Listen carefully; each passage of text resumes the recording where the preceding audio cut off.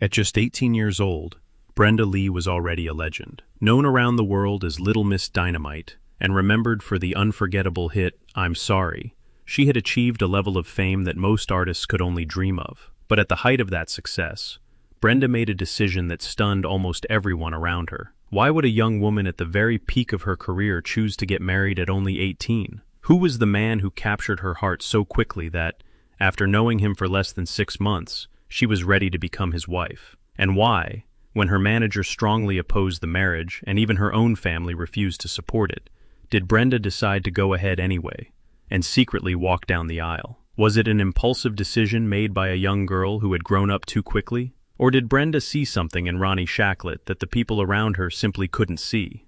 And perhaps the biggest question of all, after more than 6 decades together, did Brenda Lee ever regret marrying him? The answer to that question reveals a remarkable love story, one that began with a chance glance across a crowded Nashville concert hall and a decision that almost everyone thought she was making too soon. Part 1. From a poor little girl to Little Miss Dynamite. At just 18 years old, Brenda Lee was already one of the most famous singers in America. Millions knew her voice, her records were climbing the charts, television audiences recognized her instantly, and fans around the world were following her career. Yet behind that extraordinary success was a young woman who had barely experienced an ordinary childhood. While other girls were going to school, making friends, and discovering who they wanted to become, Brenda Lee was already working, traveling, performing, and carrying responsibilities far beyond her age. Brenda Mae Tarpley was born on December 11, 1944, in Atlanta, Georgia, into a family struggling with poverty. Her father, Reuben Lindsay Tarpley, worked as a carpenter, while her mother, Annie Grace Tarpley, worked exhausting hours at a cotton mill, sometimes for 12 to 14 hours a day. The family did not own a car, and there were times when even basic necessities were difficult to afford. For Brenda, poverty was not an abstract idea. It was the reality she knew from the beginning of her life. But there was one thing Brenda possessed that seemed almost impossible for a child so small: an enormous voice. She began singing publicly when she was only 4 years old. By the age of 5 or 6, she had already won first prize at a local talent festival. She could hear a melody only a couple of times and reproduce it with remarkable confidence. Her voice was powerful, mature, and emotional, so different from what anyone expected to hear from such a tiny girl. Then, when Brenda was only 8, tragedy struck. Her father died in a construction accident after falling from a scaffold. Suddenly, her mother was left alone with 4 children and almost no financial security. The family moved between relatives, searching for places where they could stay. And in the middle of that uncertainty, Brenda's extraordinary singing ability began to look like more than a gift. It became a lifeline. Her mother, Grace, started looking for every opportunity for Brenda to perform. In 1955, when Brenda was just 10 years old, she auditioned for country music star Red Foley. Her performance was so remarkable that Foley invited her onto his nationally televised program, Ozark Jubilee. Then came the moment that changed everything. Brenda stepped onto the stage and performed Dynamite. She was tiny, barely past the height of a kitchen counter, but the voice that came from her seemed to belong to someone decades older. The audience was stunned. And from that performance came the nickname that would follow her for the rest of her career: Little Miss Dynamite. From there, Brenda's rise was astonishing. She appeared on major television programs hosted by Steve Allen, Red Skelton, and Ed Sullivan. By 1956, record companies were competing to sign her, and she joined Decca Records under legendary producer Owen Bradley. Her childhood was disappearing behind the curtain. By her early teenage years, Brenda was no longer simply a talented child singer. She was an international star. Sweet Nothings reached #1 on the rock and roll charts in 1959. I'm Sorry topped the pop charts in 1960, followed by I Want to Be Wanted. By the time she was 16, Brenda Lee had already achieved what most singers could never accomplish in an entire lifetime. But there was a hidden cost to that success. Brenda had spent her childhood under stage lights, in recording studios, television studios, and touring buses. She had helped carry her family's financial hopes from an incredibly young age.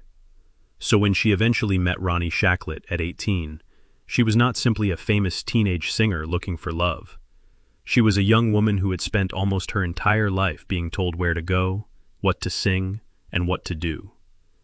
And perhaps that is why the decision she would make next would shock everyone around her. Part 2. One concert, one glance, and a life-changing moment.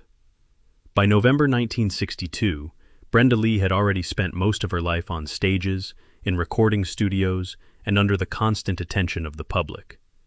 At only 17 years old, she was an international star whose voice was recognized across America and beyond. But one night in Nashville, she did something she rarely had the chance to do. She went to a concert simply as a member of the audience.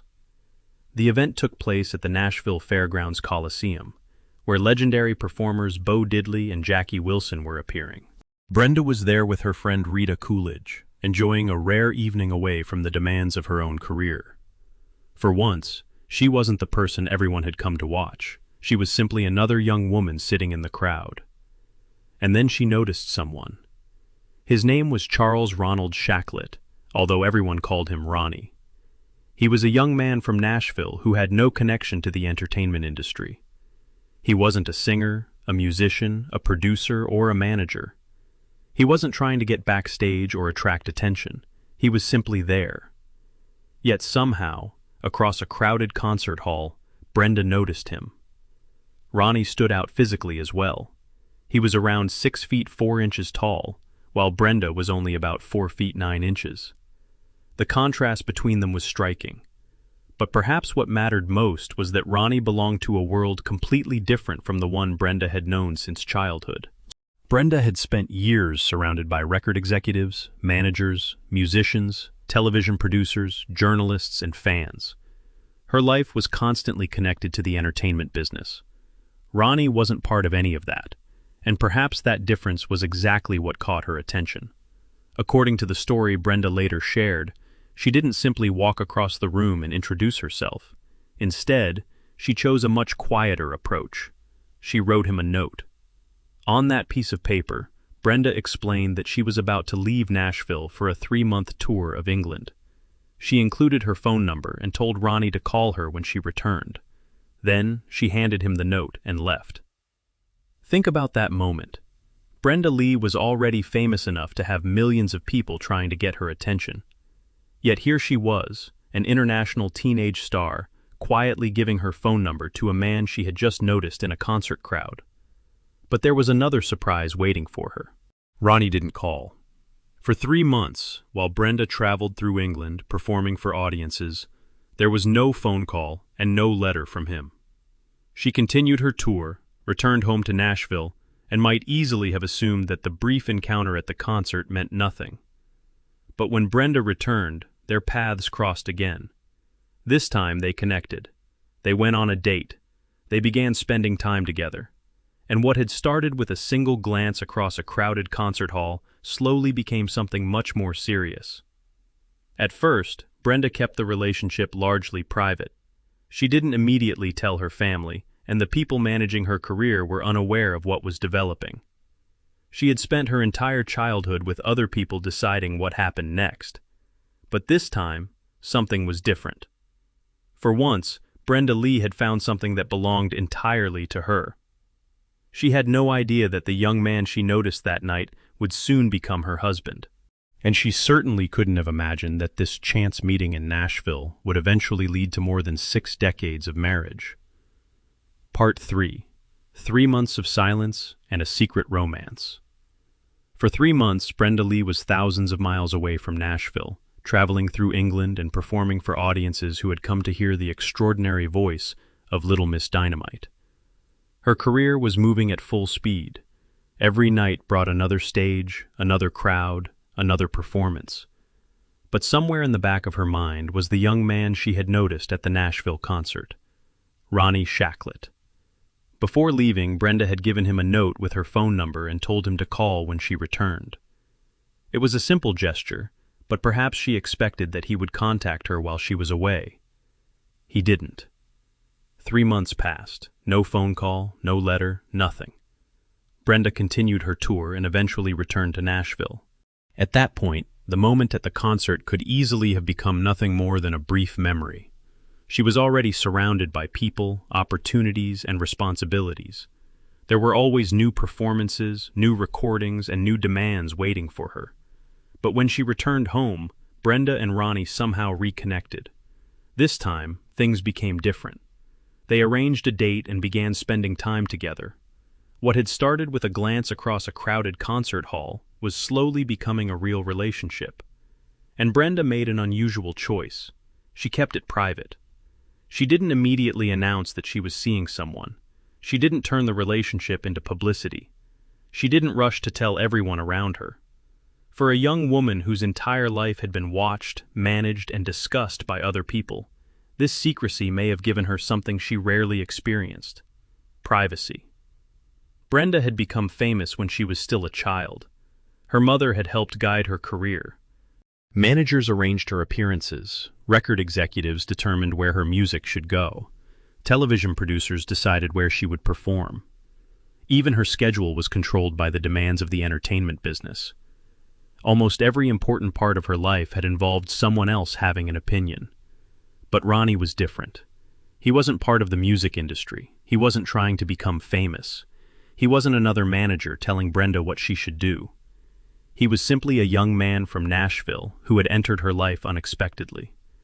For several months, Brenda and Ronnie continued their relationship quietly. The people around her didn't immediately understand what was happening. Her family wasn't fully involved, and the people responsible for her career were not yet preparing for what was coming. But the relationship was becoming serious. By early 1963, Brenda and Ronnie both understood that this was no longer just a casual romance. They were thinking about marriage. And that is where the story becomes difficult to understand from the perspective of the outside world. Brenda was only 18. She was at the height of her fame. She had already achieved international success and had an entire career ahead of her. Her manager had ambitious plans for her. Her family depended heavily on her success. So why would she consider marriage to a man she had known for less than 6 months? Was she simply too young to understand the consequences?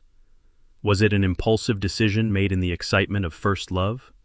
Or had Brenda, after spending almost her entire childhood living according to other people's expectations, finally found someone with whom she could imagine building a life of her own?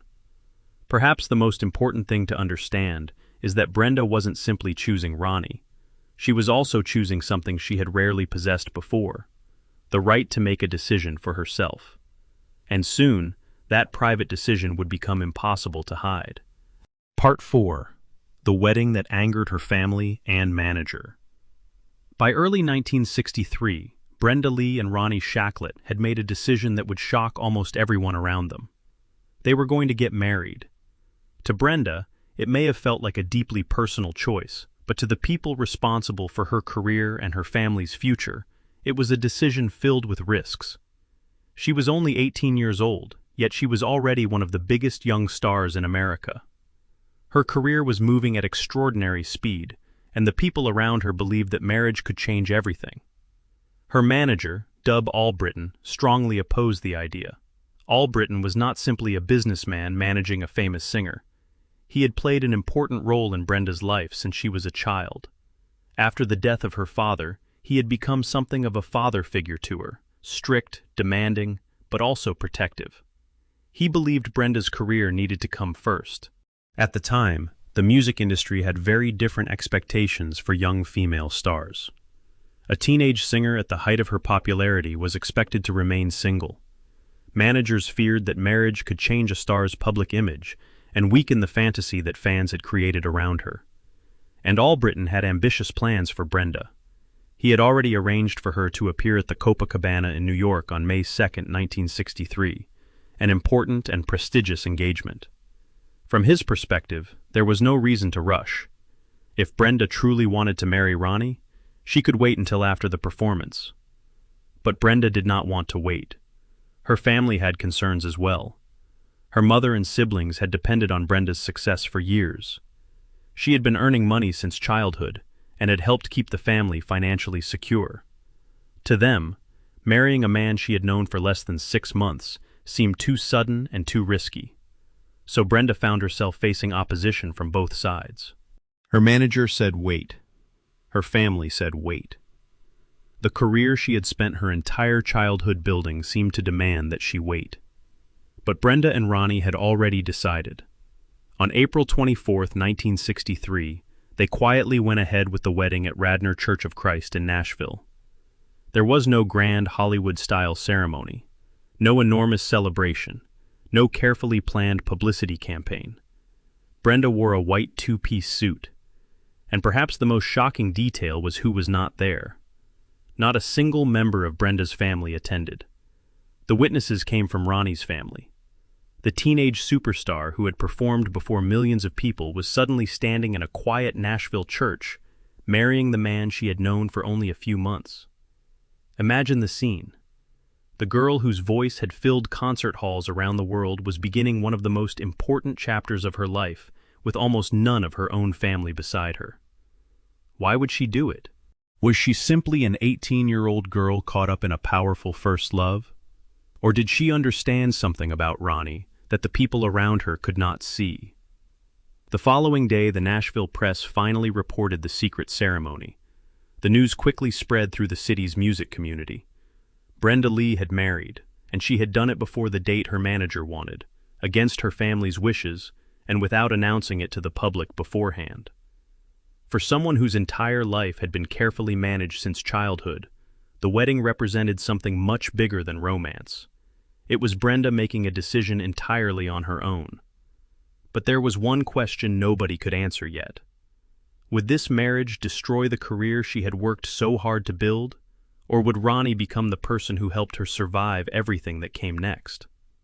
At 18, Brenda could not possibly have known, but the answer would take decades to reveal itself. Part 5. When the marriage entered its hardest years. After the wedding, Brenda Lee did not walk away from music. Marriage did not stop the recording sessions, the television appearances, or the touring. She remained a professional performer, continuing to release records and perform for audiences who had followed her since she was a child. From the outside, it might have seemed that nothing had changed, but the music industry around her was changing rapidly.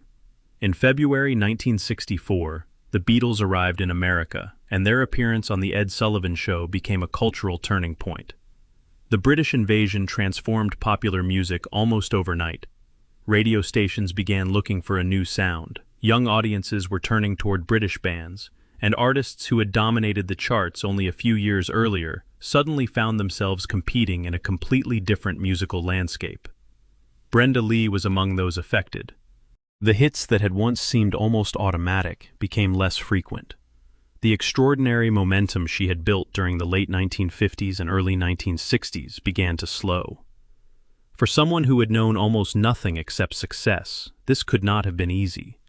Remember, Brenda had started working when she was still a child. Her voice had helped lift her family out of poverty. Her career wasn't simply a job. It had been tied to her family's survival, her identity, and the expectations of almost everyone around her. Now, for the first time, she had to confront a frightening possibility. What happens when the world stops listening as loudly as it once did? And this was precisely the period when Ronnie Shacklett's role in Brenda's life began to become clearer. Ronnie was not a music executive. He wasn't trying to replace her manager. He didn't seek attention or attempt to become famous because of his wife. Instead, he remained largely outside the spotlight. But he was paying attention to something else: Brenda's financial security. Because Brenda had been earning money since childhood, her professional life involved complicated contracts, management arrangements, and financial decisions that stretched back many years. The entertainment industry could be a difficult place for young performers, particularly those who had been working since childhood. Ronnie began taking a closer look at those matters. When he believed Brenda's interests were not being properly protected, he pushed back. He became someone who could look at the situation from outside the music business and ask a simple question: is this actually good for Brenda? That role would become increasingly important as the years passed. Then, in 1970, another devastating loss struck Brenda. Dub Albritton, the manager who had guided her career for years and who had become something of a father figure after the death of her own father, died following significant health problems. For Brenda, the loss was deeply painful. Albritton had been one of the people who helped shape her entire professional life. He had been there during her transformation from a little girl with an extraordinary voice into an international star. Now he was gone, and Brenda was left facing a new reality. The music industry was changing. Her career was no longer moving with the unstoppable force of her teenage years. One of the most influential people in her professional life had disappeared. But there was one person who remained: Ronnie. He had never promised Brenda another #1 record. He couldn't stop the music industry from changing. He couldn't bring back the era when she was America's teenage sensation. What he could do was stay. And that may have been more important than anything else. The man everyone once feared might distract Brenda from her career was becoming the person standing beside her when that career entered uncertain territory. In 1963, people had warned Brenda that marriage could destroy her future. But as the years unfolded, a strange reversal began to emerge. The marriage they believed would weaken Brenda was becoming one of the things helping her remain strong. Part 6. Family, illness, and the years that tested them. Marriage is easy to celebrate when everything is going well. The photographs, the smiles, the wedding day, the promises, all of those moments are beautiful. But the real strength of a marriage is often revealed much later, when life becomes frightening and uncertain. For Brenda Lee and Ronnie Shacklett, those moments came sooner than they might have expected. After their marriage, Brenda and Ronnie built a family of their own. They had 2 daughters, and becoming parents gave their relationship an entirely different meaning. Brenda, who had spent much of her childhood helping support her own family, now had a family of her own to protect. But the birth of their daughter Julie brought one of the most frightening experiences of their lives. Julie was born with hyaline membrane disease, a serious respiratory condition affecting newborn babies. At the time, the condition could be extremely dangerous, and doctors were uncertain whether she would survive. For Brenda and Ronnie, this was no longer about record sales, chart positions, or fame. It was about their baby. They could only wait and hope as doctors fought to save their daughter's life. Among the physicians involved was Dr. Mildred Stallman, a pioneer in neonatal care who had also treated members of the Kennedy family. Eventually, Julie survived. But the experience left an impression that neither parent would easily forget. They had entered parenthood understanding that life could be fragile, and that sometimes even fame and money could not protect the people you loved from uncertainty. Then, years later, Brenda herself faced a serious health crisis. By the early 1970s, decades of performing had taken a toll. She had spent much of her life traveling, recording, and performing under demanding schedules. The physical strain of years on the road was becoming harder to ignore. In 1974, the warning became impossible to dismiss. Brenda was rushed to the hospital with life-threatening blood clots and required emergency surgery. For someone whose entire identity had been connected to her voice and her career, the situation was terrifying. Her future as a performer was suddenly uncertain. More importantly, her life itself was at risk. And once again, Ronnie was there. He could not perform the surgery. He could not guarantee the outcome. He could not promise Brenda that everything would return to normal. But he could stay beside her. The operation saved Brenda's life, and the experience became a turning point. After years of being pushed by the demands of the music business, the crisis forced her to reconsider what she really wanted from the years ahead. Then something remarkable happened. Brenda returned to recording later that same year, but she did not simply try to recreate the teenage pop career she had once had. Instead, she returned to her country music roots. She recorded "Nobody Wins," written by Kris Kristofferson, and the song reached the top 10 on the country charts. Other country hits followed, including Big Four Poster Bed, Wrong Ideas, and Sunday Sunrise. It was more than a professional comeback. It was a personal one. Brenda had survived a medical crisis, stepped back into the studio, and discovered that her career could evolve with her rather than remain trapped in the past. And through all of it, Ronnie remained beside her. He had been there when their newborn daughter was fighting for her life. He had been there when Brenda's career entered uncertain territory. And now he was there through surgery, recovery, and her return to music. Their marriage was no longer defined by the secret wedding of two young people in 1963. It was being defined by something much deeper. Not by grand romantic gestures, but by presence. When their daughter was in danger, Ronnie stayed. When Brenda was in danger, Ronnie stayed. When the music industry changed, Ronnie stayed. And perhaps that was the real answer to the question people had asked back in 1963. What kind of man was Ronnie Shacklett? Not the man who stood beside Brenda only when the cameras were watching. He was the man who remained when there was nothing to watch at all. Part 7. More than 60 years. What no one in 1963 could have imagined when Brenda Lee and Ronnie Shacklett quietly married in April 1963. Almost nobody around them could have imagined what their future would look like. Brenda was only 18 years old. Her manager had objected. Her family had stayed away from the wedding. The music industry was already changing around her. And she had married a man she had known for less than 6 months.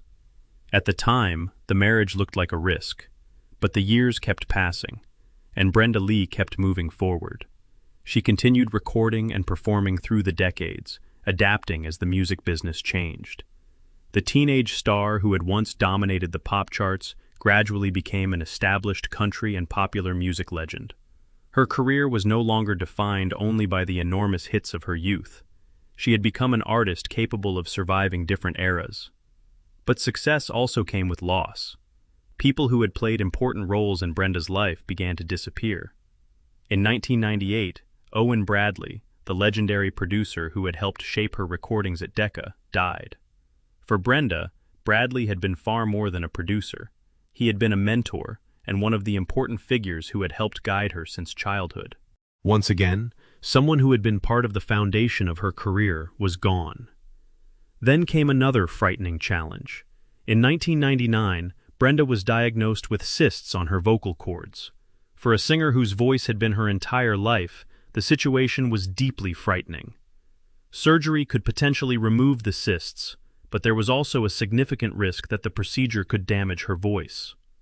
Brenda chose to step away and rest rather than immediately undergo surgery. She waited. She protected the voice that had carried her from a poor childhood in Georgia to international fame. And once again, Ronnie was there. He had never been the person standing beside her on stage. He wasn't the producer behind the recording console. He wasn't the manager arranging her career. He was simply the person waiting for her when she came home. That distinction had remained constant for decades. By the time the 2020s arrived, something extraordinary had happened. The young couple who had secretly married in 1963 had now been together for more than 6 decades. They had raised 2 daughters and eventually welcomed 3 grandchildren. Their life together had continued in Nashville, the same city where they had first met at a concert in 1962.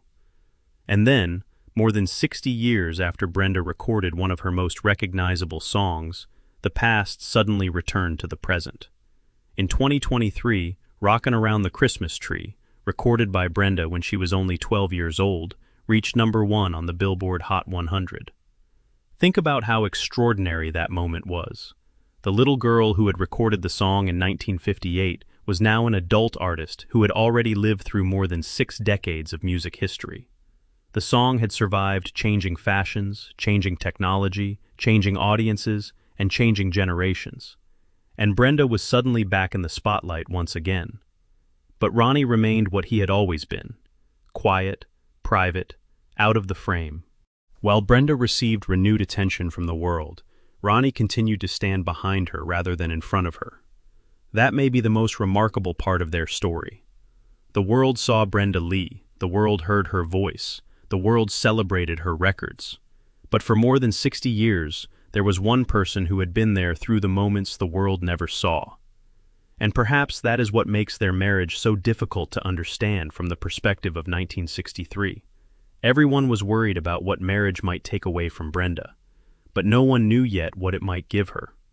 A lifetime companion who would remain long after the applause faded. Part 8. The marriage everyone opposed became the right choice. Go back to the morning of April 24th, 1963. Brenda Lee was only 18 years old. She had known Ronnie Shacklett for less than 6 months. Her manager, Dub Albritton, strongly opposed the marriage. Her family did not come to the wedding. And within the music industry, there were plenty of reasons to believe that Brenda was making a serious mistake. She was at the height of her career. She was young. She had enormous opportunities ahead of her. Why risk everything for a marriage that had happened so quickly? At the time, the concerns seemed reasonable. But there was something nobody in that Nashville church could possibly have known. They were not looking at the beginning of a short-lived teenage romance. They were looking at the beginning of a marriage that would last for more than 6 decades. The years that followed slowly changed the meaning of that wedding. Brenda continued her career through changing musical eras, changing audiences, personal losses, and serious health challenges. Her career did not disappear simply because she married. In fact, she continued to find new ways to remain relevant long after the teenage years that had made her famous. And through those changes, Ronnie remained beside her. He did not become another celebrity. He did not try to stand in front of his wife. He did not need the attention that came with her name. Instead, he became something much quieter and perhaps much more important. He became her husband. He became the father of their children. He became the person who helped protect her interests when difficult financial and professional situations arose. He was there when their daughter Julie faced a serious medical crisis after birth. He was there when Brenda herself faced a life-threatening health emergency in 1974. He remained beside her through the difficult years of her career and through the loss of people who had helped shape her professional life. And eventually, the young couple who had shocked Nashville became grandparents. They built a family. They stayed in Nashville. They grew older together. More than 60 years passed, and suddenly, the question that had surrounded their wedding in 1963 looked completely different. Perhaps Brenda had been too young. Perhaps the decision had been risky. Perhaps the people who warned her had every reason to worry. But they had been wrong about one thing. The marriage did not destroy Brenda Lee's life. It became one of the most enduring parts of it. In 2023, when Rockin' Around the Christmas Tree reached #1 on the Billboard Hot 100, more than 6 decades after Brenda recorded it as a 12-year-old, the world once again turned its attention toward the legendary singer. The world saw the achievement, the charts, the celebration, the remarkable longevity of her voice. But behind that public success was something far less visible. Ronnie was still there. The same man she had noticed across a crowded Nashville concert hall in 1962. The same man she had chosen despite the objections. The same man she had married in a quiet church on April 24, 1963. The most powerful part of their story is not really the secret wedding. It is what happened afterward. Because sometimes the truth of a decision cannot be measured in a day, a month, or even a year. It has to be measured in decades. And Brenda's decision was measured in more than 60 years. The little girl who once sang because her family needed her voice eventually became a legendary artist known around the world. But somewhere along the way, that little girl also found something she had rarely been given during her childhood. A person who did not need anything from the spotlight, only the chance to stand beside her. And perhaps that is the simplest way to understand Brenda Lee's marriage. Everyone else was looking at what Brenda might lose. She was looking at what she had found. And after more than 60 years, the answer was still standing beside her.